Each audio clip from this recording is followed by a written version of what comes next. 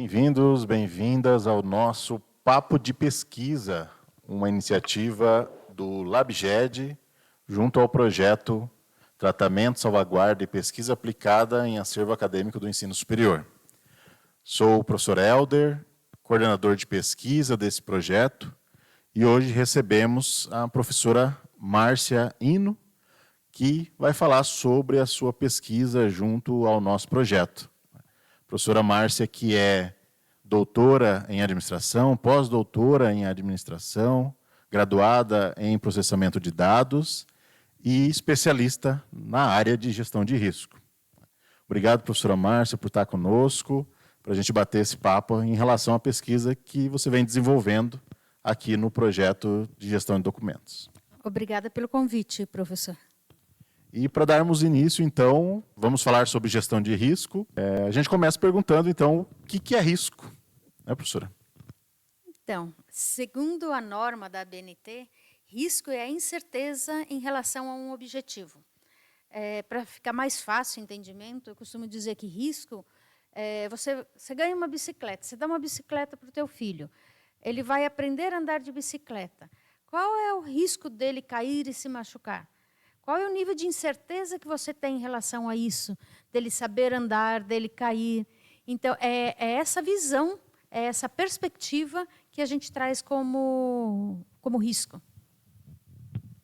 Ótimo, professora. Mas diante de tantas possibilidades em relação ao risco, como que a gente consegue calcular esse risco? Então, a gente vai ver que é uma coisa muito comum, né? Muito do nosso cotidiano. Risco a gente calcula em termos de probabilidade e impacto. Qual a probabilidade dessa incerteza virar uma realidade? E ela virando uma realidade, qual é o impacto que ela traz? Então, voltando ao exemplo do que a gente falou da bicicleta que a gente dá para os filhos, né?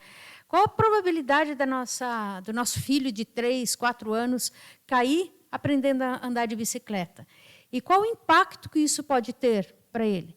Então, a gente olha assim, é criança, não sabe caminhar, andar de bicicleta direito, pode cair e se machucar bastante. A gente fala, gente, isso tem um risco.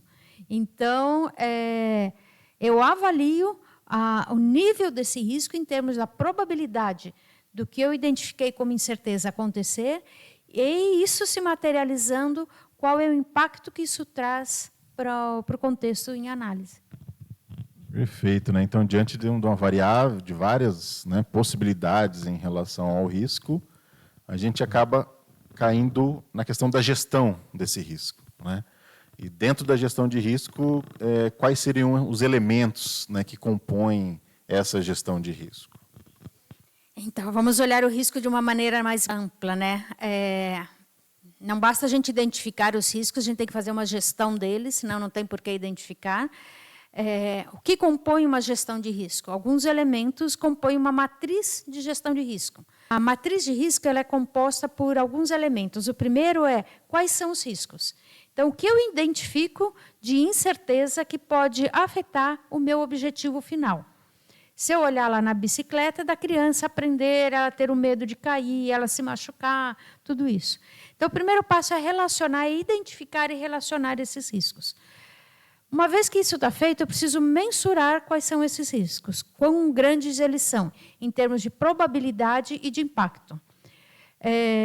Ao final dessa mensuração, eu tenho quais são os riscos inerentes desse meu processo. Então, quais são os riscos que existem, independente de qualquer coisa. A gente, naturalmente, já cria controles para mitigar esses riscos. Como eu disse da bicicleta, a gente coloca um protetor de cabeça, um capacete, um protetor dos joelhos, para tentar com que o impacto seja menor em caso de queda, do risco de queda. Então, em qualquer ambiente, a gente também implementa controles para esses riscos. A questão é que os controles podem ser adequados, suficientes, não adequados. Então, eu também preciso avaliar quão bons estão esses controles para a gestão desse risco. Considerando tudo isso, eu reavalio o risco. Então, eu faço uma avaliação do risco antes de ter esses controles e após. Também avalio, após os riscos, qual é a probabilidade e qual é o impacto de ocorrência desses riscos. Aí, então, eu vou me preocupar com o que é o risco residual. Qual é o risco real a que eu estou exposto? Dessa maneira, eu criei uma matriz de risco. Então, o que existe naturalmente, que controles eu tenho e que riscos sobram após esses controles. Aí, uma questão que é muito importante também na gestão de risco é meu apetite de risco. Se eu perguntar para você, se você estiver andando com o seu carro e fizer uma raspadinha lateral, isso é crítico para você? Você pode dizer que é. Quando eu olho para mim, eu falo, não, isso não, porque eu estou sempre batendo no meu carro. Então, está sempre riscadinho, isso não é tão crítico para mim. Então, eu preciso saber, depois que os riscos estão avaliados, se aquilo é impactante ou não, se eu preciso me preocupar com aquilo ou não. Isso eu faço através de uma matriz de apetite de risco.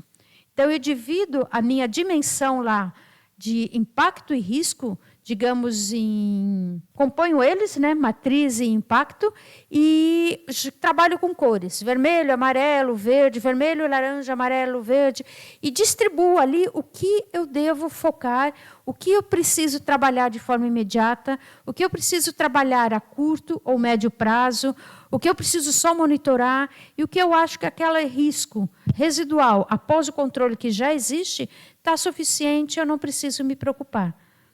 Então, resumindo, uma gestão de risco, eu preciso ter uma matriz de risco que identifica quais são os riscos, mensura os riscos em termos de probabilidade e impacto, identifico controles, avalio a qualidade desses controles para a mitigação desses riscos, mensuro novamente os riscos residuais após esses controles e jogo numa perspectiva de apetite de risco para saber no que eu preciso focar, melhorar os controles e no que está suficiente de acordo com o risco que eu aceito conviver.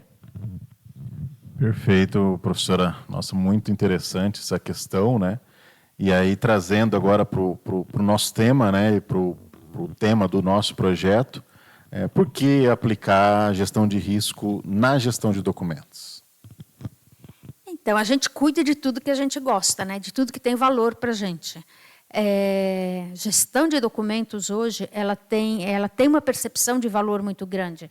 Ela traz muitas informações, ela traz o histórico, se eu for falar de instituições de ensino, ela traz a memória da instituição, ela traz o desenvolvimento dos alunos, o desenvolvimento intelectual que eles fizeram, os TCCs, os diplomas que eles tiveram, as notas, as frequências. Então, tudo isso hoje tem valor. Até por uma questão de justiça social, para se o aluno vier pedir alguma informação depois de um tempo, eu ter isso disponível para poder dizer se ele tem direito ou não a um diploma. Então, eu cuidar dessas informações, cuidar desses documentos que têm valor, para isso eu vou me preocupar e vou administrar os riscos que estão associados a eles. E nesse caso, a gente está falando tanto do aspecto da gestão de documentos físicos quanto da gestão de documentos digitais, né, que é justamente onde a gente está se deparando com o nosso projeto, né? Então, diante de tudo isso que a professora pesquisou e vem pesquisando na equipe de pesquisa, dentro do projeto Tratamento, Salvaguarda e Pesquisa Aplicada em Acervo Acadêmico do Ensino Superior, eu queria que você trouxesse os resultados dessa pesquisa, né, quais foram os resultados que vieram da gestão de risco relacionado ao nosso projeto de gestão de documentos. Perfeito. A gente fez uma avaliação nessa fase inicial do projeto, ele estava ainda nessa fase de recepção dos dossiês, de toda a documentação, análise do estado dos acervos, a parte de higienização, limpeza, tratamento, arquivamento, acondicionamento. Então, dessa parte toda, nós identificamos 35 riscos. Desses 35 riscos, 22, que é um percentual bem alto, estavam no que nós classificamos de apetite de risco crítico. Eram coisas que a gente precisava se preocupar. Foram colocados vários controles e avaliamos a qualidade desses controles para a gestão dos riscos E a gente chegou a um resultado final de que um dos riscos ainda ficou sobre atenção. A maioria deles caíram para níveis aceitáveis ou com possibilidade de ações a curto ou médio prazo. O risco que ficou ainda como elevado, como chamando nossa atenção, foi a parte de instalações. Então, instalações elétricas, hidráulicas, essas instalações físicas mesmo, de armazenamento dos documentos. Mas a gente viu que, se a gente analisar, se a gente implementar controles dos 22 riscos que estavam nessa situação, por meio dos controles implementados, ficou um risco nesse nível vermelho, nesse nível de atenção. Então, a gente vê que a análise de risco é uma coisa interessante, porque permite a gente realmente fazer uma gestão, cuidar dos bens que a gente tem, para preservar tudo isso. Excelente, professora. Parabéns pela pesquisa que vem sendo desenvolvida no projeto. Acho que é fundamental a gente falar de gestão de risco dentro de um projeto tão grande, tão complexo quanto é a gestão de documentos, né? Sei que já tem uma publicação, né, próxima aí de sair nos anais de evento, para que as pessoas que estão nos assistindo possam ter acesso, que você puder comentar a respeito, né? E suas palavras finais em relação aí ao nosso bate-papo da sua pesquisa de gestão de risco relacionada à gestão de documentos. Bom, o documento, o resultado, o artigo que a gente fez, o resultado desse estudo, está disponível nos documentos do projeto, que vão estar disponíveis no site do LabGed. Convido a todos a acessar, a ler, a ir um pouco mais a fundo. Nesse artigo, a gente especifica, a gente detalha quais são esses níveis adaptados a esse ambiente de gestão de documentos, quais são as probabilidades, o que a gente considera o crítico, o que a gente não considera o crítico. Então, definir esses níveis é uma coisa muito particular de cada uma das instituições, até nesse contexto de gestão de documentos. Então, lá está bem detalhado tudo isso. É bacana a gente olhar também para ler todos os riscos, ver quais são os riscos que foram identificados, quais são possíveis controles que quem trabalha com gestão de documentos também pode implementar. Então, eu convido a todos a acessar o documento que vai estar ali disponível. Lá tem nosso contato de todos os autores, né? Eles podem entrar em contato em caso de dúvidas. E aproveito para agradecer o convite do senhor, do projeto, para estarmos aqui conversando um pouquinho mais sobre esse estudo.